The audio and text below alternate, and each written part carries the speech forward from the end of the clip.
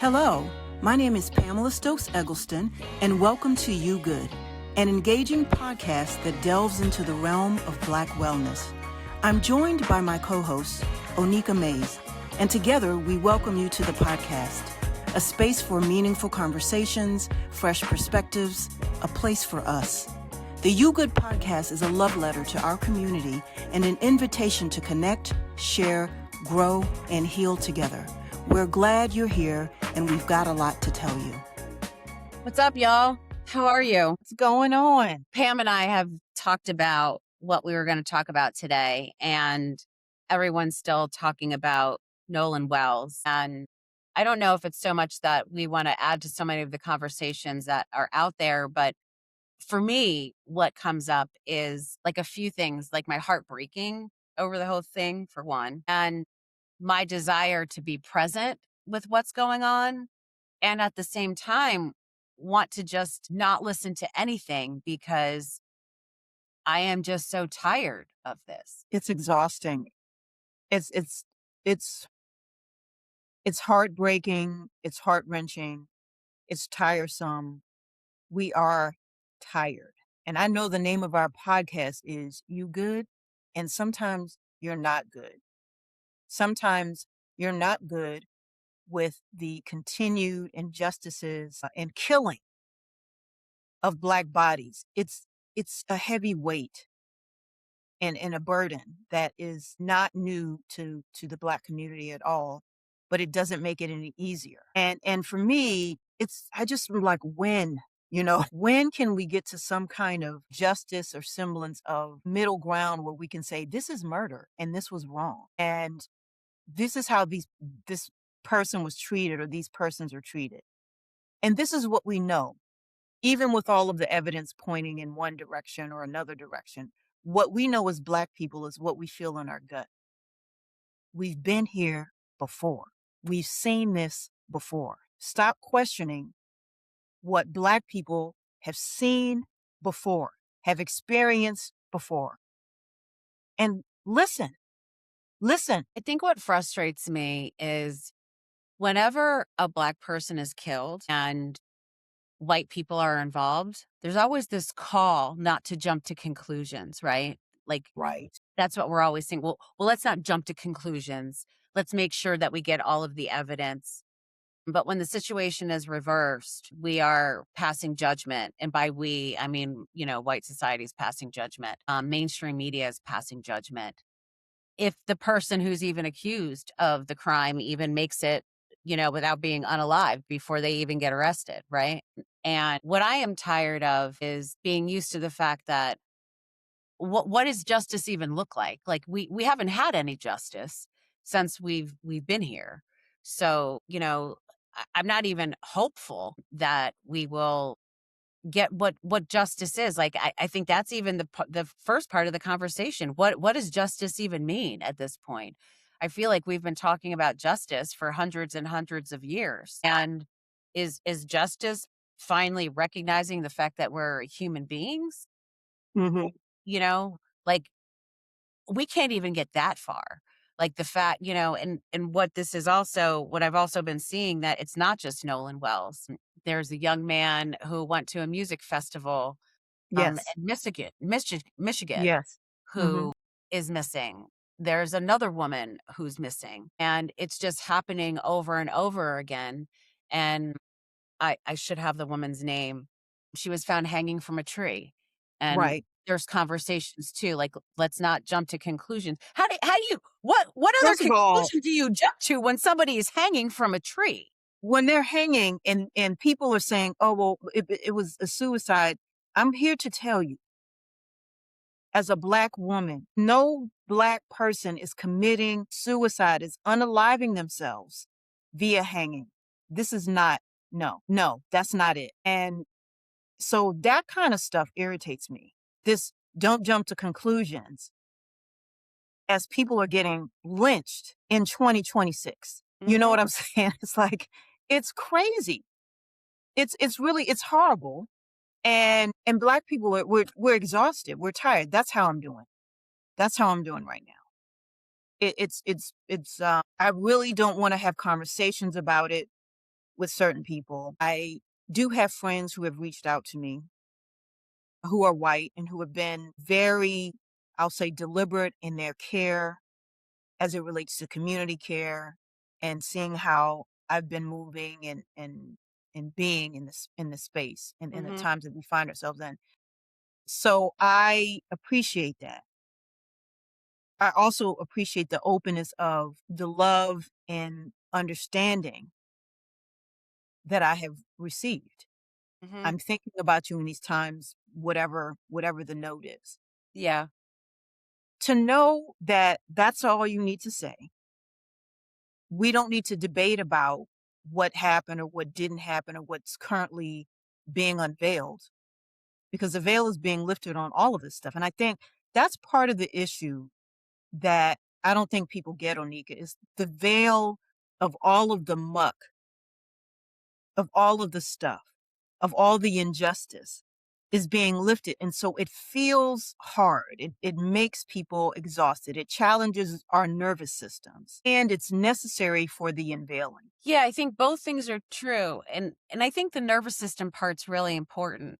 I've Mhm. even noticed just over the past few weeks how tired I am, and yeah, I'm tired because it's hot, I'm on the Mhm. East Coast, we're both on the East Coast, and we have Mhm. these heat waves that are coming again and again, and so, yes, I'm tired from that, but I'm also just exhausted ancestrally from having to be okay and to keep going and keep doing this when all of this is happening, like, right in our faces. Like, I am tired of this country playing in our faces, pretending like we're overreacting or this is an isolated incident or we shouldn't be jumping to conclusions, and all of that ends up living in your body.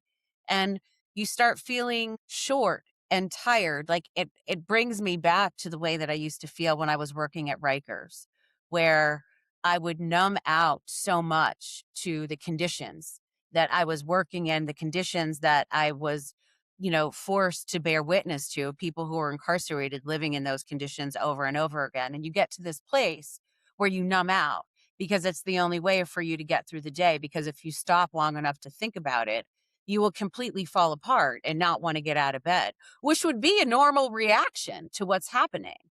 And yet, we're not allowed to have that reaction to what's happening because we are supposed to be used to this. We are supposed to be comfortable with this. And then, P.S., predatory capitalism forces us to keep going because we have to Right. eat, we have to pay Right. bills, we have to do all of these things on top of this that we're just exhausted, on top of what's happening around the world with people being unalived all over the place, on top of a war that you know, that person has pushed us into. So we're also dealing with the repercussions of that. And it's always that. It's always the fact that we are dealing with what's happening in the world and being Black. And it should be reversed, right? It shouldn't be that being Black is the issue that we have to deal with. What we really should be saying is we're really tired of white supremacy and we're really tired of this oppression. Being Black is not the problem. Being Black is a gift. It's magic. It's And yet magical. it's it's it's magical. Mhm. It is the very best thing about me. It's fantastic. You couldn't tell me when I come back in the next life, I'm like, I'd like to be human and I'd like to be black. All over again and All still over. In spite of. in spite of. But the conversation is never white supremacy. And I'm not saying never, right? We know that there's people who are talking about this, but I'm talking generally, right? From a societal perspective. It's never like what society is doing to Black people collectively. It's never that. It's always we have to adjust, we have to perform, we have to keep going. And at some point, do we just stop keep going and say, you know what? Maybe it is time for just us to take care of ourselves because it's exhausting.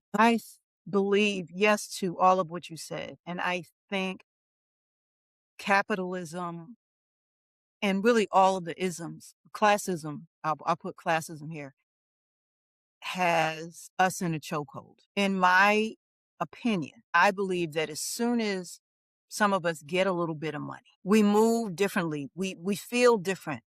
I can do this, I can do that. I feel like I have a piece of the pie. That undergirding is consumerism at the end of the Mhm. day.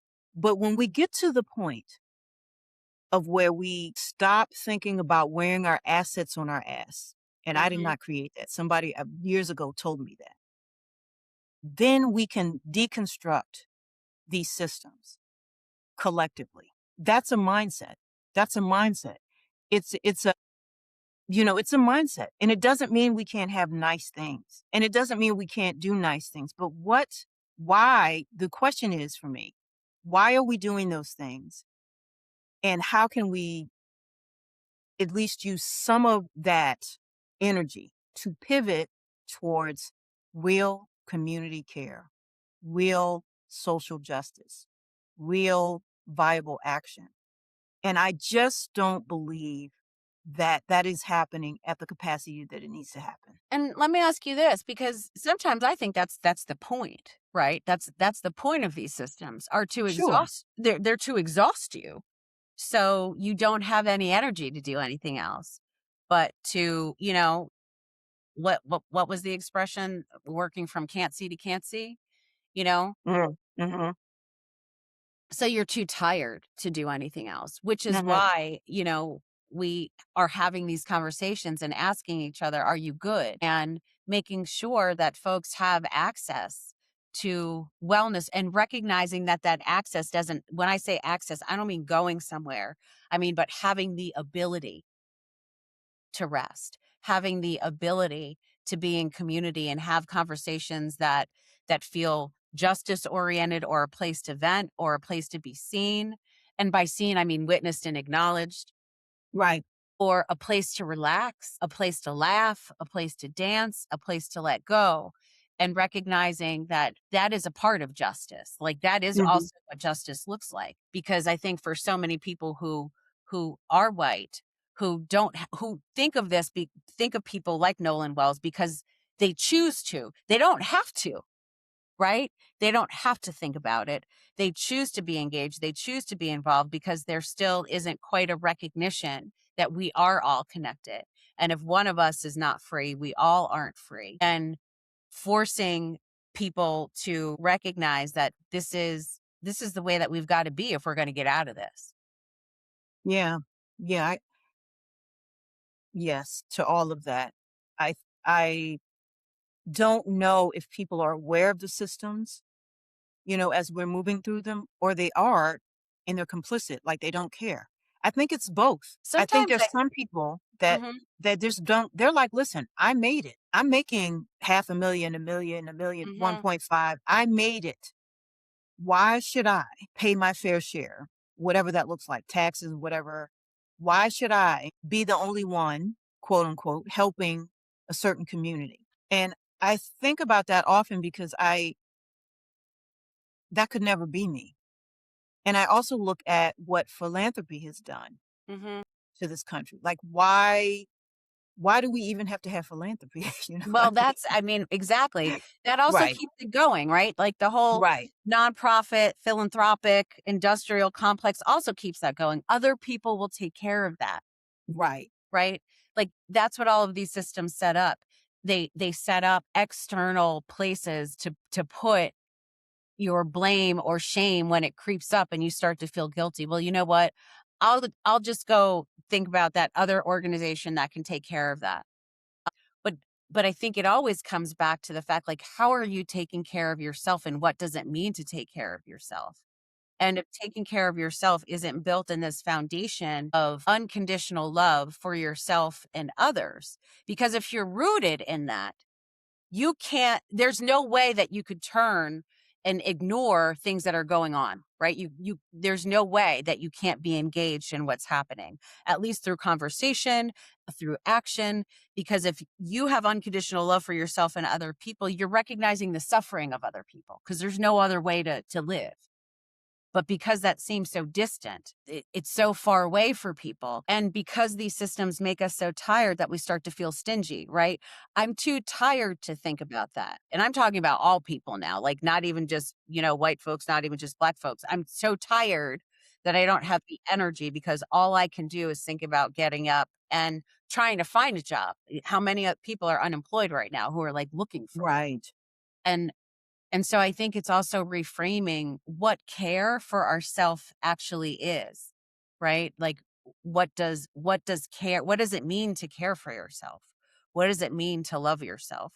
What does it mean to ask yourself if you're good? And I think we need to start at some of those, foundational conversations. I agree. I think we need to explore more in depth what caring for our community really looks like. Does it mean, I mean, what does that look like? Does it mean Nolan didn't have community? And And I so think therefore, you know what I mean? Because there's in that instance, I'll say, I'll use this word, blame for who he was hanging out with in that moment. We now know he was a part of several different friend groups.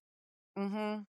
And like many of us were, and you and I've had these conversations because of how we grew up. Right. And And I had this conversation with a couple of friends of mine, and they're like, there were 5 Black people at my high school in Virginia. I went to a liberal arts high school, and I was one of 10 Black people. This conversation of we can't hang out with white people as friends is, it's steeped in so much. I can't even, yes, it's steeped in history, our historical knowledge of what that means and how much danger is afoot when that may happens in some instances. But I didn't grow up that way. I didn't grow up like, you know what I mean? Like I can't have white friends. I can't trust white friends. Now I will tell you that my parents grew up in Wilmington, North Carolina, in a segregated South, Jim Crow South.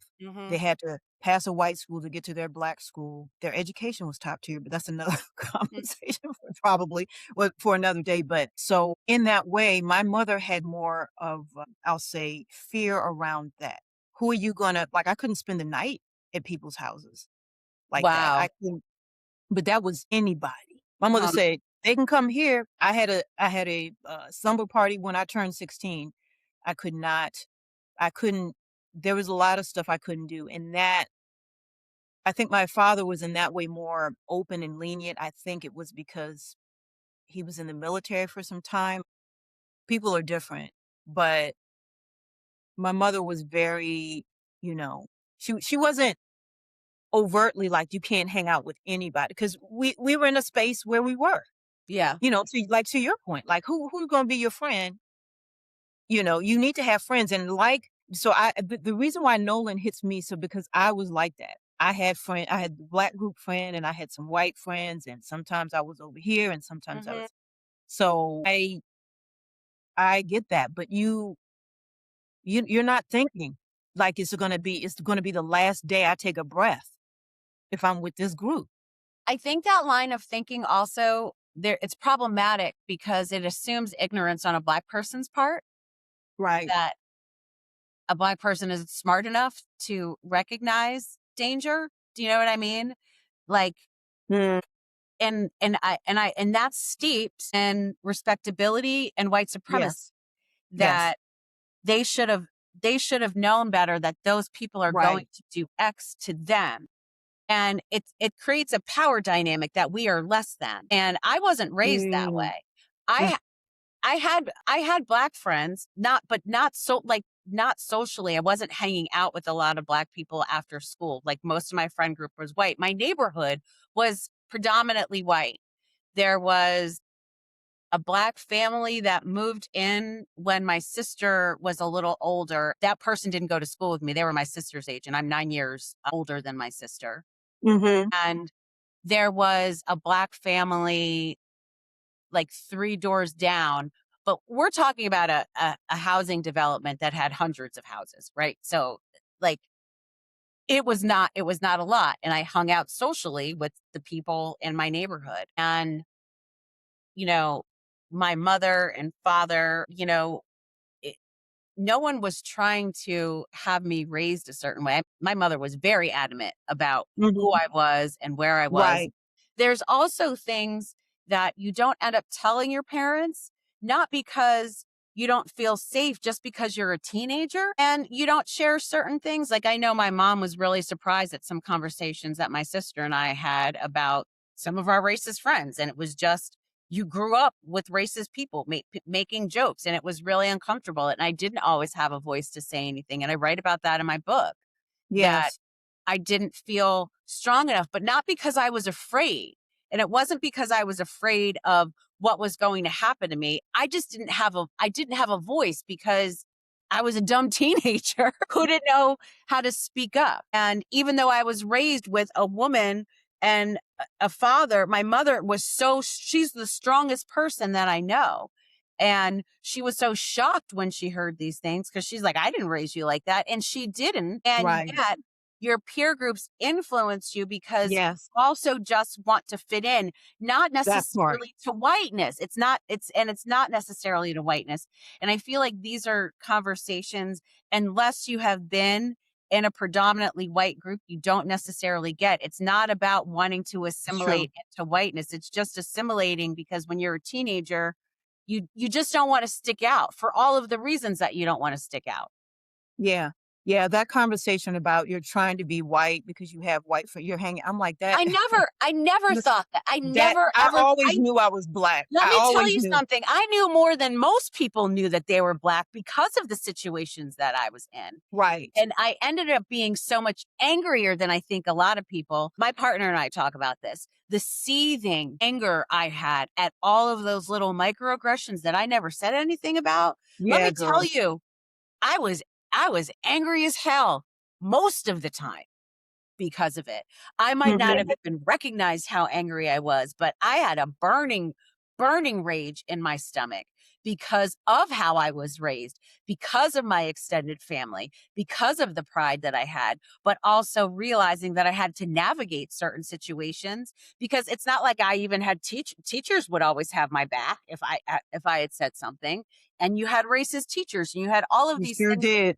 that you were navigating. Like, Yes. so in some ways, I ended up being very skilled to navigate certain situations because I'd been navigating them since elementary school. So, you know, those comments that he should have known better, they irk me. And I know it's because it's an old story of like that's not the case. We know exactly who we are in those environments.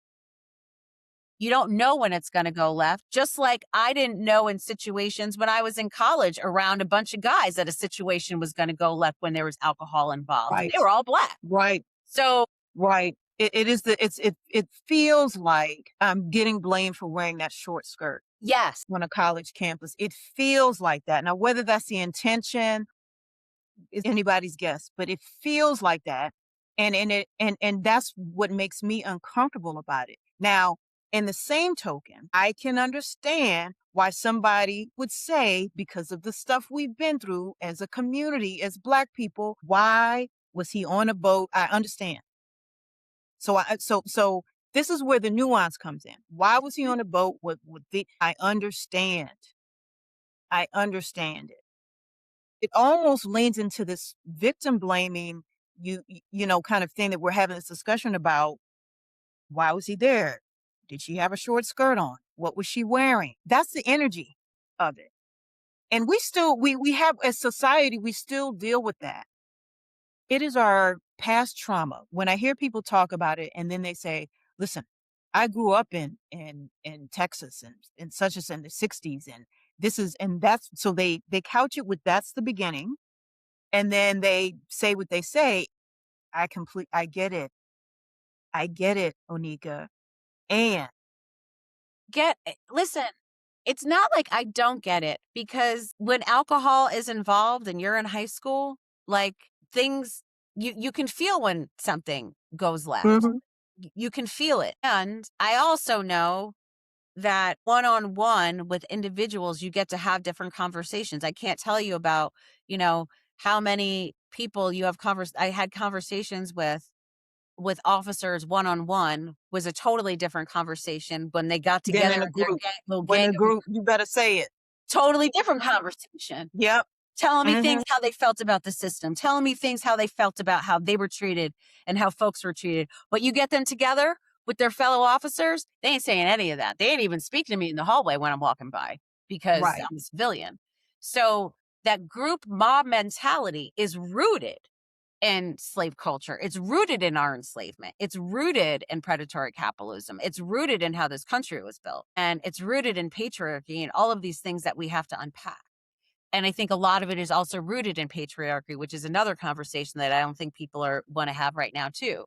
That gang mentality that starts to happen when groups of people get together and it's like they just get infected by one thought.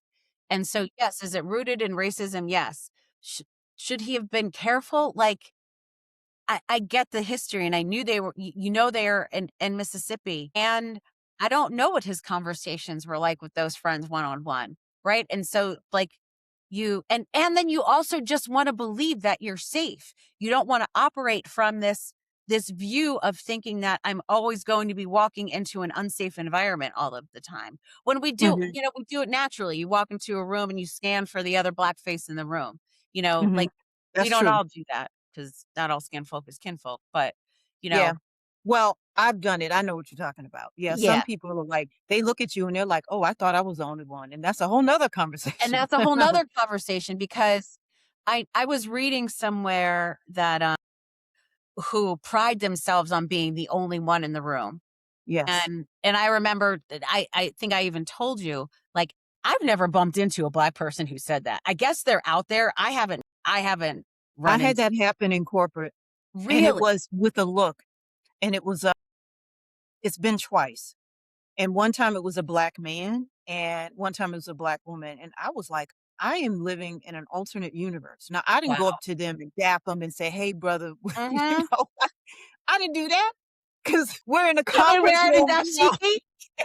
I didn't have a dashiki, but I was like, we know the look, and I'm Yeah. looking, and that dude said, and people were like, "Pam did this, and Pam supported this," and he sat there like, no comment, nothing, and I Mhm. said, "Got you, got you." Doesn't take me that long to know what if you feel threatened or anything, and you won't be in my sight forever. I won't we you won't have a problem with me at all. Because Yeah. to me, that is definitely some enslavement. I want to be in the house, you in the field, Mhm. whatever kind of stuff, energy that Mhm. we are still working on. Some of us are still working on that. I know who I am when I show up in rooms.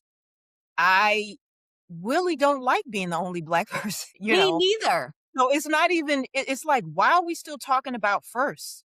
This person is the first black, why are we still doing that? Mhm. Why are we still having those conversations? That is the larger conversation. That's one of the things that I think we need to chip away at. Mhm. Then we get to, okay, what the real issue is with black bodies being harmed and how that one thing can slowly kind of migrate as it relates to energy into something like that. I think the bottom line is, and I saw something where somebody said, it's the black joy that we're irritated with. It is the black excellence that this was a white person that we're irritated with. It is how you show up in spite of all the things that we've done to you. You show up still. You're educated. You're far more educated than us. You're far and just went down the list. And I said, yeah, that Yeah, is called envy. white culture, and I say white people generally, so Mhm. don't at me. With whiteness, right? Whiteness. Whiteness hates black people more than they love themselves, right? That's Like, right. and Yes. and That's that is that is the problem right there. And that's why we keep coming back, why I keep coming back to this foundation of love needs to be how people move. So you're not hating something more than you love yourself. And I still think that we are at a tipping point mhm. with white supremacy and white supremacy being dead. I think white supremacy is dead, but no one's acknowledging it. And these are the death throes of it. And that's why this stuff is going on. I'm not saying it on an individual level that it's dead, but I think as a power structure, it's dead, which is why so many more groups of people are allowed into whiteness because in order to keep it going, Absolutely. you need to keep raising the bar of who is allowed to be white in terms Right, of power. So right, the minute that, you know, different communities were given whiteness, right, right. as a privilege, should have let everybody know that the jig is up. What I think we're bumping up against, though, is that now that people of color, whether it's black or brown people, have been let in to this Yep. whiteness, Mhm. white people who are about that white life are like, wait a minute, like this is, wait a minute, this is now not working. Like there's a problem here.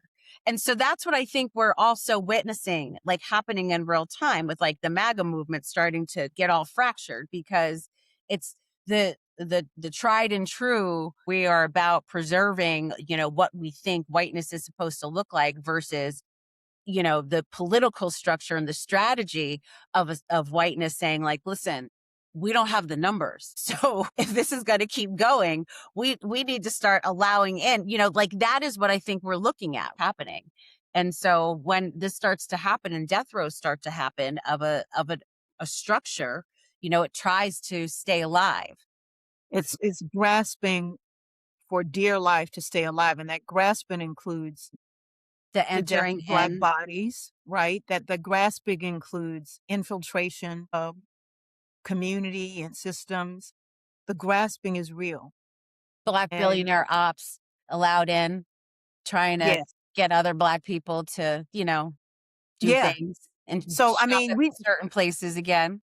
yeah. I mean, we saw that in the January 6th insurrection. I was like, how many people, brown people? I was looking, I said, this is madness. So that's how you know and people that get offended by whiteness is like, we're talking about a system. Yeah. We're not talking about a skin color because that's all. Because here's the thing, it's BS. Race is made up. Yep. Okay. So whiteness isn't a thing. So if you are moving the needle from when, you know, the slaves were freed, to then the Homestead Act, to then Jim Crow. You just keep moving the needle. We got to make these people white now. To These people got to be redlining, white. to the war on drugs, to To highways through your neighbor.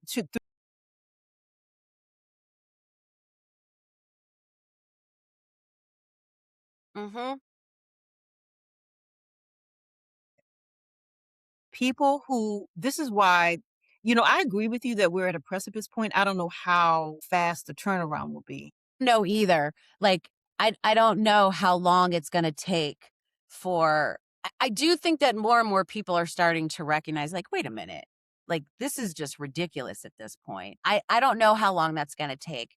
I do think that it's helpful that we're having more and more conversations about money and who has it and who doesn't and Yes, you know, like this is essentially a war on poor people, which MLK said, and which is why he got assassinated the minute that that's he right. started talking about poverty and Hmm. saying, like, this Hmm. is more than just race. Like, this is about money. This is about who has it and who doesn't. And I think the more and more we have those conversations, people are going to start to realize, like, wait a minute, why am I not eating? And why is there a class of people who could literally wipe out poverty tomorrow? And could give everybody health care and who could all be, you know, have a living wage and they would still be okay. They would Right. still have more money that they could ever, you know, want for. I think more and more people are going to start recognizing that, but I don't know how far we're going to be, you know, sliding down that slope until people recognize it. I don't know if it's going to be too late. Yeah, that's the scary part of it. And one of the things that irritates me about it, why does it have to be something that affects you personally for you to give a damn about it? Mhm. Gas prices are high. You have a big Ford truck, you have to fill your tank up. It's $120. Now you're mad? Your groceries have gone up. You thought eggs were going to be cheap. Now you upset because it landed in your lap. This is the reason why we don't have universal health care, because they didn't want that same energy. It's the energy that I'm talking about. They didn't want black people to get universal health care, so you shoot yourself in the foot? But this is I'm going to keep coming back to this until whiteness loves itself, it's always going to hate Black people and Indigenous people more. Like, that's what's happening right now. And this is always gonna be the case, which is why, movements that are centered in love and not centered around just hating something else are more long lasting and more powerful. They don't seem like it at the time, right? And and I think it's so important to keep talking about unconditional love as a foundation and what love is really about in the way that Bell Hooks had talked about it. Yes. We talk about it, but the way that we both teach it is because it doesn't seem sexy. It's not rage baity. It's not interesting because it does require you to do your own work, right? It requires that you get to know yourself and you're rooted in that. And it's a longer game. I think it's a more powerful game, but it's a longer game because that hate runs out. It burns out, which is why people end up dying, at 71 and not Yeah. living long lives. Right. Yes. Yeah. I hear what you're saying. I think whiteness though, I don't think there's anything revelatory in discovering or loving whiteness. Whiteness has no culture. So you need to figure out if your mother was Greek and your father was Irish, what those cultures are. Here's what I believe. Black Americans have culture because we've taken pieces from the motherland, we've taken pieces from our indigenous cousins, and we had to. We didn't choose to walk away from being Irish or whatever to get into whiteness Mhm, or to get into society. We had to create culture. And that's why everybody around the world loves, covets, appropriates Black culture. mhm, Black culture has extended, Black American culture, specifically Black American culture, extends across the globe because of that creative ingenuity that we had to do, that we had to have. Some of it was in secret, some of it was in plain sight. And we have cultivated it over these years, over these centuries, and which is why it's revered and hated and all of the things. mhm, Whiteness was created to suppress because people came here, they were whatever they were. I'm Swedish, I'm whatever. You came here is that. You might be European American, but whiteness is the construct that has destroyed people who have a culture, who just let their culture go. But here's a consideration. I know what your answer is going to be. If you were able to give up your culture to be on top, quote unquote, of society, get all of the benefits of society, all the benefits of whiteness, would you do it? Some people would answer, Onika, some of your folks in your community would be like, I might do that. it wouldn't. Some people might answer that, yes. And I think maybe I wouldn't just because also been so, been looking at whiteness my entire life Mhm. when I Mhm. was little, and I see how empty it is, Mhm. Mhm. and I see the emptiness of it. And so, no, there's no interest. I do wonder, like, if you were white, if I were white, would we be having this conversation? No. Right. Isn't that interesting? I think if we based on our how we were raised, except we would be white. Mhm. I won't say no definitively. Let me take that back. I'll say 80% not a chance. Mhm. 20% chance that something in our heart created Would have us space opt in, and would then have we us would be like right. the people who are calling us and sending us notes right now. Yeah. Right. Right. But I remember when the George Floyd thing happened, there was somebody that I knew who said, "I'm just so tired of thinking about it." Damn. And we gotta be thinking, we walking around, we You're tired thinking about you're tight. it, and said it to me it That's was what my point is. And they like felt it was comfortable. nothing. Like it was nothing to say it. We don't talk anymore, if you were wondering. Yeah, I don't want to hear that shit. Like, I I don't want to hear you're tired. I don't want you coming to me asking me what I can do. mhm, I don't want anything with this Nolan case and with the others, the person in Michigan and people being hung by trees. Don't ask me shit. And this is where I think on an individual level, why it's so important for people to have practices to take care of themselves. Mhm. Because whiteness alone as a structure and a construct is not going to save anybody. Individually, though, people who identify with whiteness, if they're looking to be well, do internal work of Mhm. recognizing who they are, their place in the world, and the lack of love that's there foundationally. That is the way I think this is all going to get, deconstructed, which is why I think it's Mhm. so important that people have conversations about dismantling like the wellness industrial complex because it's been co-opted by capitalism, You right? So said dismantle it. You said burn this shit. You said yeah, I said dismantle. Yes.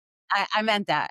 That was not you a you meant that with your whole entire chest. yeah, I said that with my chest. It needs to be dismantled because it is rooted in capitalism. So there's never a place for individuals who are connected with whiteness to get to a foundational level of saying, I need to love myself unconditionally and love the world unconditionally. Because if they did, that would be the minute that they opted out of it, because they would recognize what it's a part of, that it's part of a larger structure, part of a larger construct.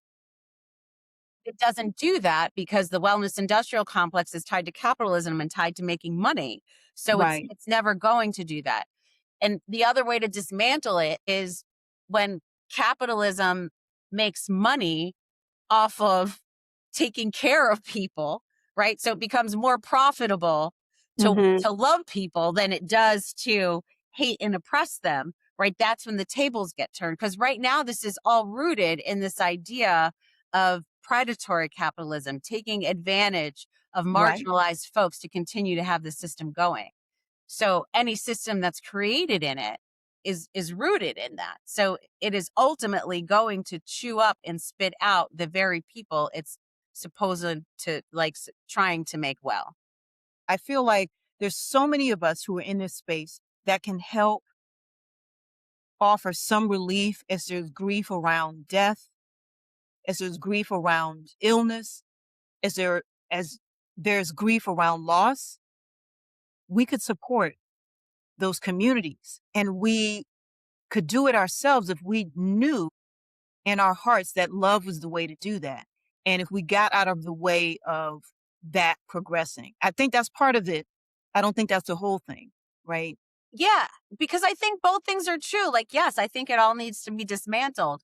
But when people talk about that and people talk about, being abolitionists and doing abolitionist work, Right, it's not like you can just burn it all. We know we can't just burn it all down. Like, right. we need to reimagine what this looks like. We need to be in community and have conversations with people and what does this look like, and why restorative justice and transformative justice communities become really important, because they work with, what's happening right now, and alternatives to incarceration. Like, all of these things are happening because it's Mhm, going to happen in stages. There's a recognition, though, that this is going on, and I think that's part of the issue. I think with, the world that we work in, that there isn't a recognition that this is happening, or it's not so widespread, because yoga studios have to stay open, right? Like, they need to pay rent, and yet, what's the exit strategy for that? But that's what has to happen. Like, yeah, both things can be true. Like, what do I want this to look like 30 years from now? You mhm, know, and I don't think it's impossible to ask people to have those conversations, because if you aren't having that conversation, if you aren't even just planting the seed for it to ripple out for when you're no longer in your body, it never gets said. It's never picked up energetically by anybody else. Which is why even if you and I are simply just having these conversations for it to go out into the ether, that's part of the work.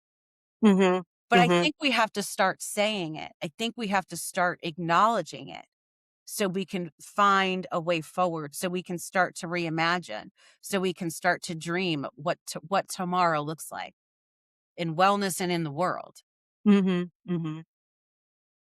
That's the rough patch. That's hard. We hold on to, well, I had my business since such and such a time, and I've had this studio since this time, and I think it's hard for most people I have in my career pivoted 20 times, so it's less hard for somebody like me. So I recognize that if you are successful at a thing and you keep trying to do it and you're not pivoting or shifting or looking at maybe that model of having a yoga studio is a co-op or collective care or some other kind of model that you could have support. You could have a center where you're supporting wellness in that way for your community. What funding and all of that stuff looks like is a whole different, conversation. That's because people think that the alternative to what they have now is somehow less than what they are doing right now. And I think that's why the reframing of the Okay. conversation has to be different. Hmm. Dismantling doesn't mean you have nothing and somebody else has everything. And Right, right, right. that's the capitalistic thinking, because that means you think that the pie is finite and like there is not enough for everybody. Hmm. And we know there is enough for everyone. So we need to be having those conversations. You letting go of something doesn't mean that you get nothing. And I wish more people would have that conversation. I wish people would be more courageous to have that conversation. Like me deciding to walk away from the work that I was doing at Rikers didn't mean that I didn't think that somebody else shouldn't be doing it. It just meant that I couldn't do it anymore. And Right. it doesn't mean that I still don't believe that that place should be burned down to the ground. I believe that too. And I believe that there's still people there who need to be supported. Like both things can be true, but we Hmm. need to be talking about it. And I just don't think that we have enough of those conversations because we're so caught up in this place of lack that Yes. capitalism has taught us that there's not enough to go around and you have to hold on tightly to your piece of the pie. And if you let something go, that means that somebody else is going to get it and you're going to have nothing. And if you have nothing, like all is lost and that you're dead. And none of us are getting out of this alive. So why don't we start Right. to dream about what tomorrow could look like for us and for the people who come after us? And I know that sounds really, pie in the sky, but I still think we need to be having this conversation. And I'll keep having. Yeah, I think there is no pie. I would say to my sister, glass half empty and glass half full, and she would say, "You know how they said in the Matrix, there is no spoon, there is no glass, There there is is no no. glass, Yep. there is no spoon, there is no pie, there is no seat at the table. Oh, I need a seat. The hell with that. Create your own table. Mhm. Bake your own pie. Right? What does that look like?" Mhm. And fear stops those types of conversations from flourishing. I think Lack. I think fear of lack, like fear of lack. scarcity. Scarcity stops. Scarcity mentality, yes. Scarcity stops those conversations, and that's the fear. I'm too tired to think about X because Right. I'm afraid if I do think about X, I'm not going to have enough to take care of myself, which goes back to what I was saying about people need to be rooted in unconditional love because once they realize that it's infinite and it doesn't run out and that there's enough for you to love yourself and to love other people. And in fact, if we do that, we can make this whole thing go away. Which is why it may sound like for some people a boring drum to beat, but a drum that I will beat until the day I'm not in my body anymore. And when I am an ancestor, I will keep whispering it in the wind and in the grass because I don't think that there's any other way. I mean, we were talking about Interstellar, last week and Mhm. how Anne Hathaway's character was talking about energy and all this stuff and that love is fascinating because it transcends time and space. Love got that stuff going. Love got that stuff going because when she turned around and she was like, "Wait a minute, let me take this watch." Would she have done that had she not had that burning, even though she missed her father? Like, I think discussions or more discussions need to be had about what unconditional love looks like And what it and really is and what it what it isn't. really is and what it isn't. I think bell hooks, we always talk about All About Love Mhm, is a great start. There's some other books of hers as well as other authors that talk to that. There's some yogic texts that speak to mhm. unconditional love, but in real life, real time, what how does one practice unconditional love? What does it look like?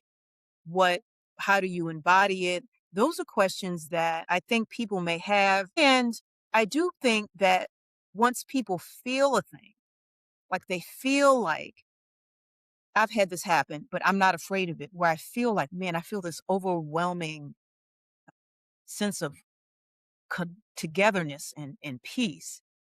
That is unconditional love. I think what happens with some people, now I'm used to it because we have practices.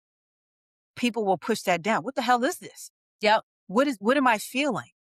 Empathy? What is it? I'm trying to mark what it is. So I think a lot of people shove it down because this does not, in their minds, I believe, this doesn't help their ascension to whatever capitalistic goals or whatever they want. That I have to still hate a certain group because then I can ascend to this level and that level. Yep. And so the crumbling of that, which we're seeing in real time, like we said earlier, we don't know the timeline of it, but you can definitely sense it and feel it because people are grabbing at straws crazy. They're just grabbing, grasping, doing things that are so just awful to hang on to whatever semblance of power they had. We as a people are steeped in our own sovereignty and agency. And I Mhm. think people notice that and they feel that. So that's why I'm talking about the suppression of Mhm. I f- I want to be a part of this, but I can't because this would mean this. Does that Mhm. make sense? Yeah, it does. It does. You know, there are cracks though where I think that more and more people are starting to appreciate what community is. I think community is a good place for people to start. Mhm.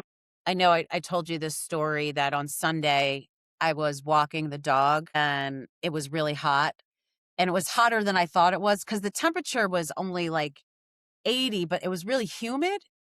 And we didn't get that far, but, Jet got really hot. And I had water and I have like a little bowl for her, but she was really hot. So we stopped and we were sitting in the shade. I was going to let her cool off because, I didn't want her to get heat stroke. And a car pulled up and they rolled down their windows and they said, "Are you guys okay?" And I said, "Yeah, we are. She's overheated. So I'm just waiting until she cools off because we were in the shade." And they said, "Well, we can, how far are you?" And I said, "Oh, I'm like kind of like around the corner because I wasn't that far from home." And this couple said, we can drop you off." And I remember Mhm. the first two thoughts I had, Andrea and Pam, I know are going to think I'm crazy that I'm getting in a car with these. Mhm. But Mhm. I got in a car with these people with my dog, who's a pit bull, and Jet was happy to be in an air conditioned car, and I was really grateful. So we were chatting in the car. They lived not too far, and I was so grateful because they dropped us off. And I said, "I am so grateful that you guys stopped because we would have been fine, but it's nice that I didn't have to wait and that somebody just came and picked us up." And I was so grateful because I also just felt so bad. I'm like, "Oh, we weren't even out for that long and she's so hot." And I was feeling guilty and all this stuff. And she said, "No, I totally get it. I have a pity too." And she said, "We got to look out for each other because we keep each other safe." Yes. And it was just a wonderful moment for me to remind myself that we might be okay because, they Yes. were brown too. I don't know if that matters, but I feel like that just matters to the story. But anyway, because I was when you told me that, I said, "What you got in the car with?" But I know you have Jet. I know you have a pit bull. But they were also brown and it was just like a Mhm. moment. And my spidey senses weren't going off. And, Right. Right. believe me, I was also like, I could take the steering wheel and turn to the side. You You But know, what a lovely testament to I remember thinking as I walked inside, like, we might be okay. Like, we might be okay. Yeah. there's some good people out there. There's There some are. good There people are. out there. We have to remember that in spite of all of the horrors that are happening, and we need to know what's going on. So we Mhm. don't need to put our heads in the sand. And we also need to take care of ourselves. And if possible, be open to exchanges such as that. It was the familiar stranger in action, like, Yes, yes, it yes. it was. It was the familiar stranger in action. And I'm talking about it here because I was like, "Oh, should I talk about this?" I was like, I don't wanna make this content." It made my heart feel okay because in the midst of all of the other things I've been feeling about what's happening with us, I'm like, "Okay, even Mhm. it might be okay. It might be okay."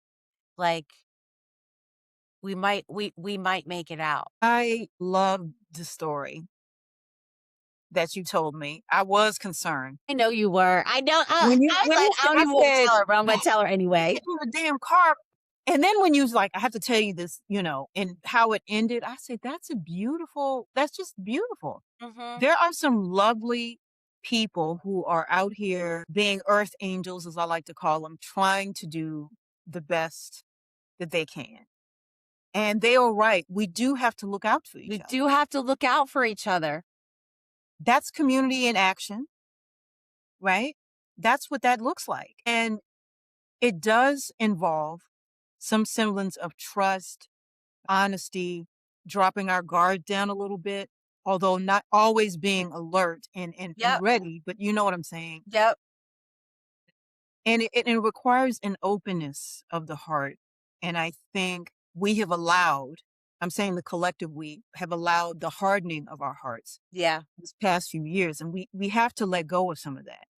Some of these conversations around these deaths, the harming of black bodies has been with hardened hearts. And if we can soften, yes, we want to get to the bottom of what's going on with how people are dying. We also need to soften our hearts. We need to open them mhm, so that we can receive more love and action, more mhm, community and action like that. yep. Yeah. How do you think you're gonna take care of yourself for the rest of the week? I'm going to go to if it's not too hot, Mhm, I'm going to go to a local refuge, like park and refuge, and go sit near the water. I did that earlier this week. I've reluctantly been going to the gym regularly if anybody knows me, and I'm like, I'm feeling a little stronger. I'm doing it regularly. By regularly, I mean 2, 3 times a week. I'm out there 5 times a week, whatever. uh-huh, Because I do like to walk every day, so I still do that. I like to be outside. And that's how, hit my mat, yep, when I feel like moving, doing a little somatic movements, some asana, doing my meditations, yep, cooking good food. That's how I'm taking care of myself. Not taking things so seriously. yeah, So in this part of my journey, I'm like, "Oh, I have to do this. I have to do that. I have to get this PowerPoint ready." I'm like, "Let me pause. Is this me or is this somebody else?" yeah. Pausing and just reflecting on the ruminations of my mind. Mhm. That's all. How are you doing? What are you going to be doing? A lot of what you said, I'm not going to the gym, but, hopping on my Peloton. Yeah, yeah. And I have the nibblings coming over on Oh, Saturday, and we're doing a camp out. We're that's going to doing be wonderful. we're doing a camp out on the roof, and they're gonna spend the night. They have been pestering their parents to spend the night. "Well, when can we spend the night with Yo-Yo and Andy?" So we get to do that, and that's gonna be a lot of fun. I can't wait. So we're gonna, like, grill and set up a tent. Andrea has a tent.